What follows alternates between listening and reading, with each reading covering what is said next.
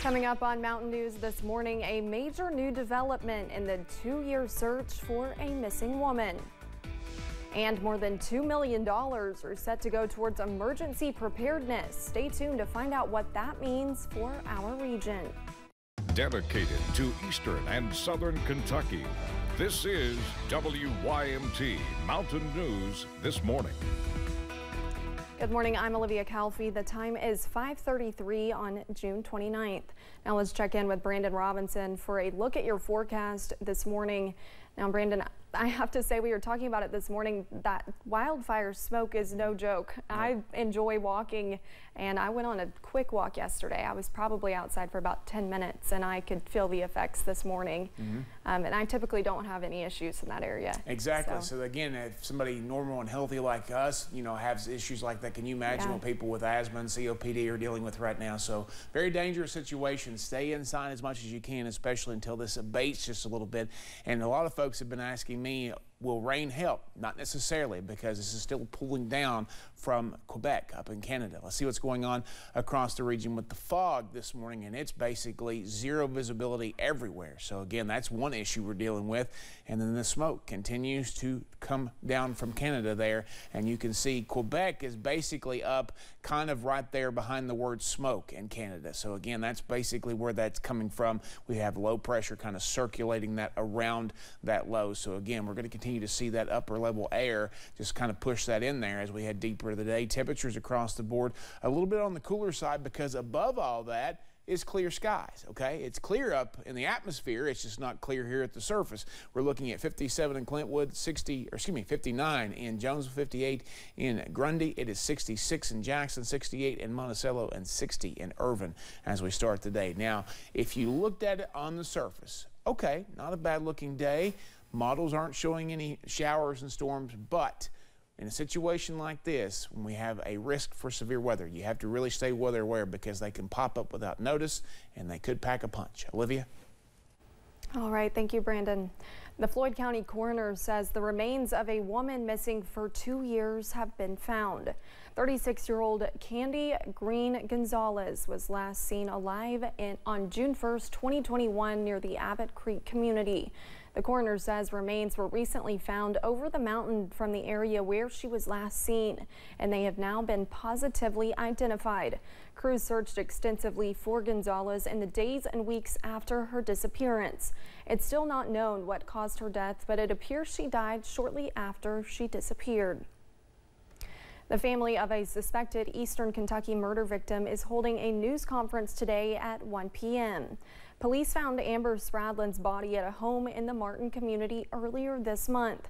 Her family members and friends believe she was murdered, and police have said they suspect foul play. Some have been criticizing how investigators are handling the case and held a protest last week demanding justice for Spradlin.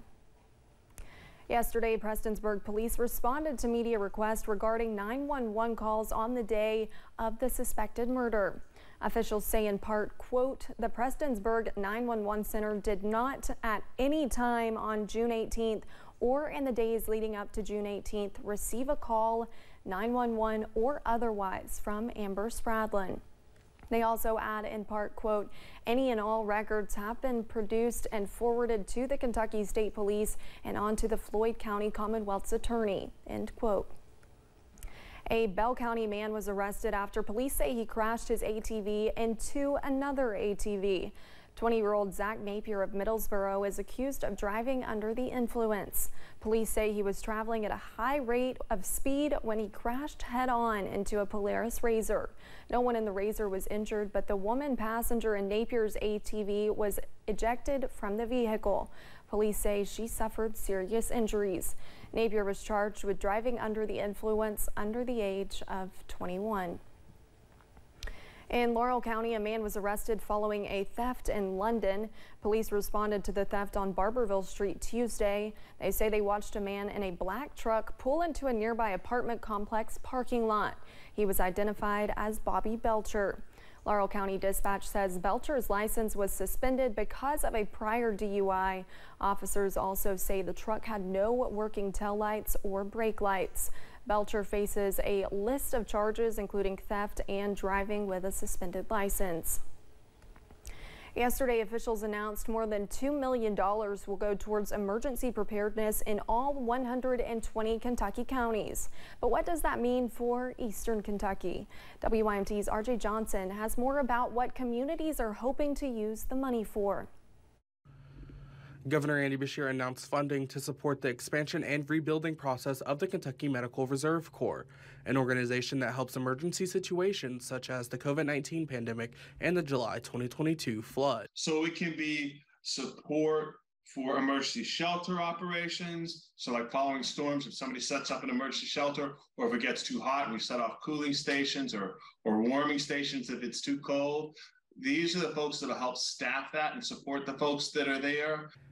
Kentucky Cabinet for Health and Family Services Secretary Eric Friedlander says the $2.25 million will help bring in more staff to help different communities. So this funding will help support them. It'll help support bringing more people in.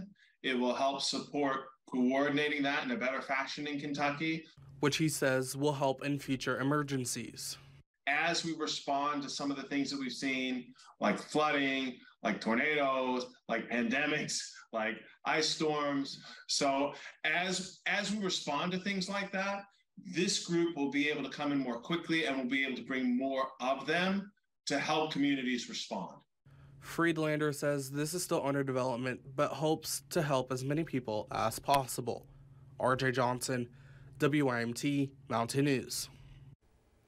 Friedlander says they will work alongside health departments, making sure they have the means to help as many people as possible.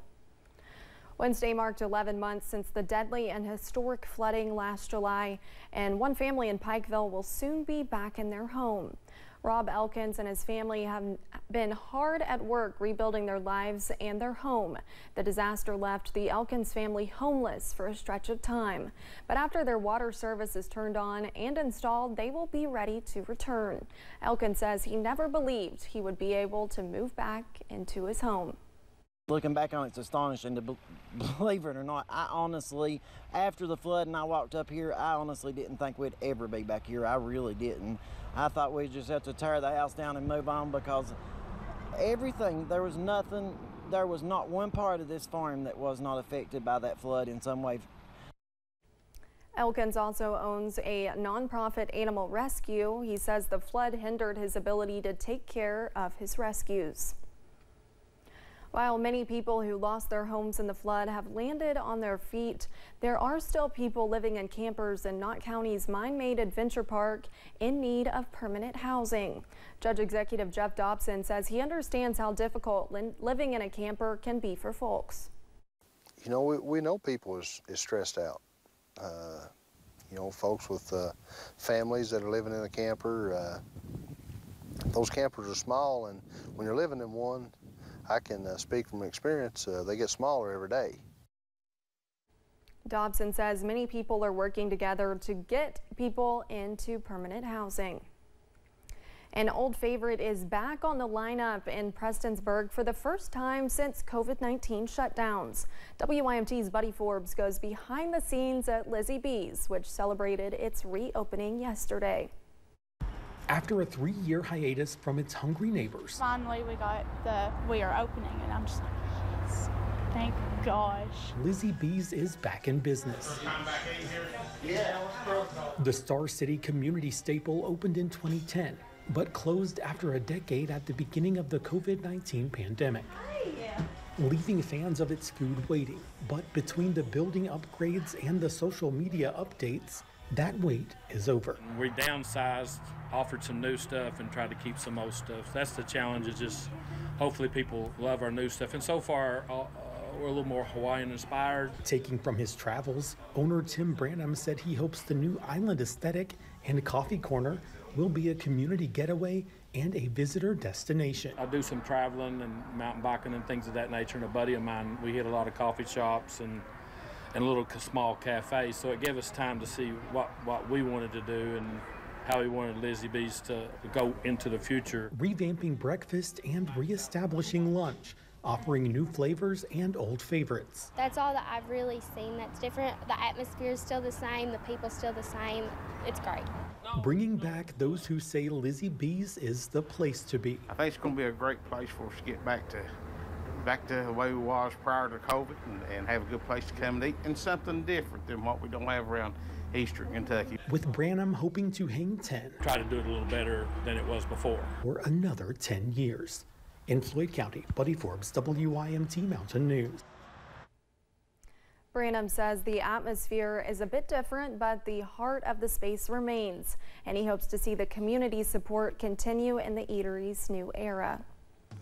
And when we return, ESPN is awarding the first responders who helped save the NFL star Damar Hamlin during a health emergency. We continue to track the chances for strong to severe thunderstorms as we head through the next few days. Yes, you heard that right, days. I'll have the latest in about 3 minutes.